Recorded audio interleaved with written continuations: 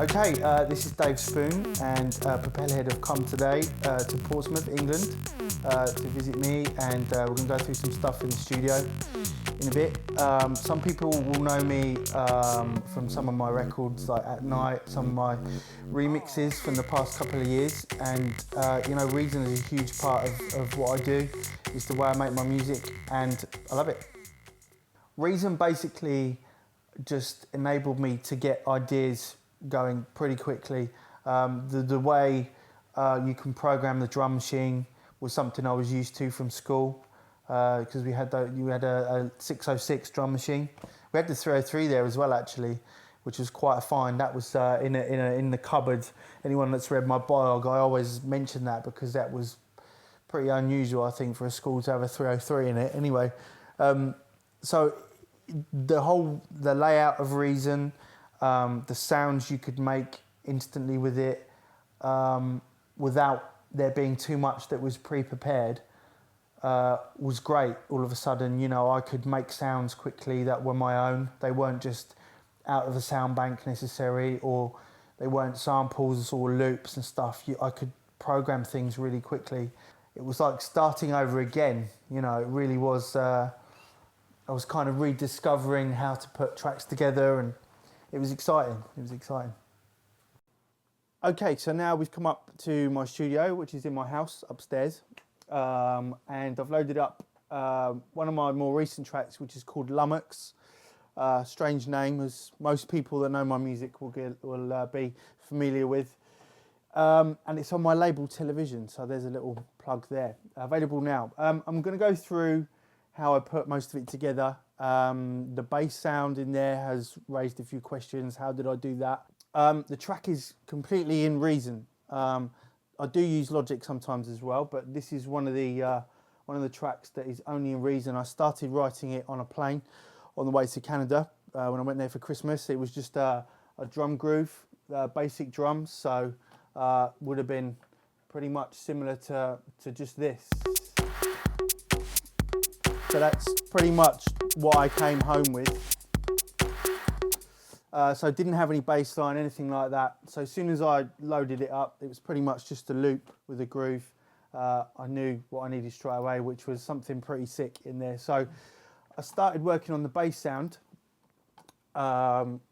Always love using the Subtractor, of course. After a bit of work and a bit of tweaking, I ended up with this, and I'll show you how I've put that together in a sec. So this is what it sounds like.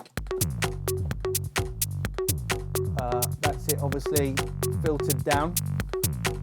I'll just skip it forward. It just kind of gets a little bit more nasty,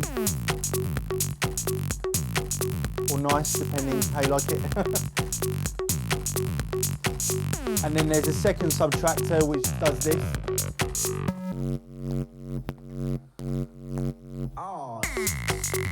And then the Subtractor in question, it's a little bit more nasty. Okay, so here's my my Subtractor here. This is I haven't put everything in a combinator here, but I've just chained my devices together. So yeah, so just basically had a sawtooth here and a sine wave underneath it, to kind of make the sound have a little bit more weight behind it. And then started to add, I mean, I love the EQ that you get from the vocoder. You get a real kind of unique sound from that. I kind of made this sound by accident. A lot of the best moments in the studio are definitely accidents, trust me. So I was kind of messing about with the envelope here, the modulation, which gives it that kind of pitch bend almost sound. So I can, obviously, as I increase the decay, the longer it will take for the sound to dip. So I kind of knew by having it here, it just gave it much more of an edge. So that's kind of that sound there. If I bring the track on a little bit, the automation will change. It's all in filter number 2. The envelope is kind of driving filter 1, so I wanted to stay away from that, and filter 2 is kind of an overall kind of global filter, if you like. So as that adjusts, it kind of gives you a real nice kind of over filter, if you like, a global filter, as I said. So, and the resonance on here as well, as the track goes on, you can kind of get real kind of nasty with it. So if I play a little bit more of the track, you can see here that the resonance has moved up, which gives it the kind of, obviously a more resonant sound, but it gives it a real kind of acid sound that you've got there. Now acid normally is kind of, you know, it's a lot on the envelopes as well, but you know, here I like to kind of be acidy, but in a very much in a different way, which is how I came up with this kind of bass sound. So it's a little bit more of the track, and things kind of getting a little bit nastier, if you like.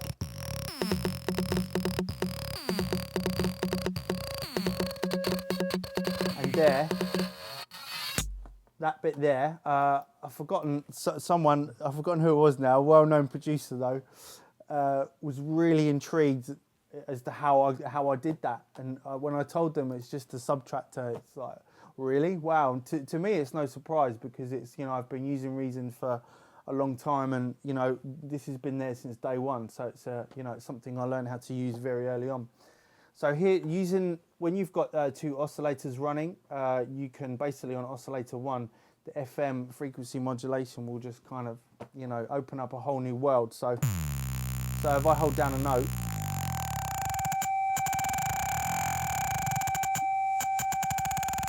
you can hear exactly what that's doing there, which is just the kind of craziness that I wanted in the track. So again, slightly unplanned, but that's where I ended up. Just through messing about while I was playing the bass line, I knew that somewhere in the track this had to happen. So that's how I got that sound, frequency modulation.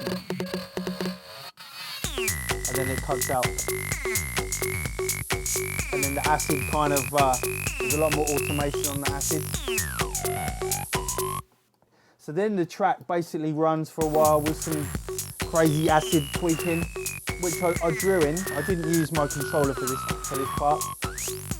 So all this was drawn in.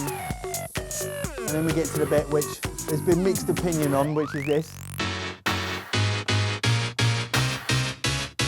I'm just going to stop it there. Basically, I mean, the sound has, you know, the old kind of rave sound has been coming back in for the last year or two, big time, and I'm a huge fan of all that stuff. That's where I got into doing this back in '92. So any kind of sound like this stab, I'm going to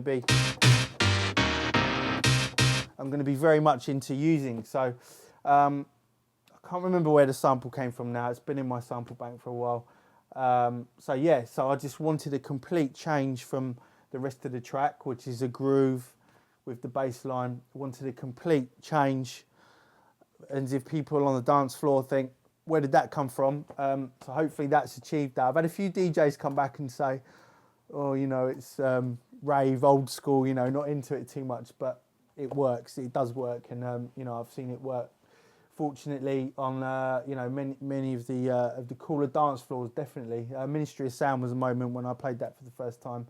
To hear the sound from Reason sound the way that it does on a sound system like that was phenomenal, you know. So that's it. That's Lummox. That's how I put that together. I hope that opens up a few ideas for people anyway. And I mean, my advice off the back of this would be, don't be shy to experiment, you know. Again, like, use the vocoder as an EQ. You get real interesting sounds from that. It gave it that sound. So there you go, Lummox.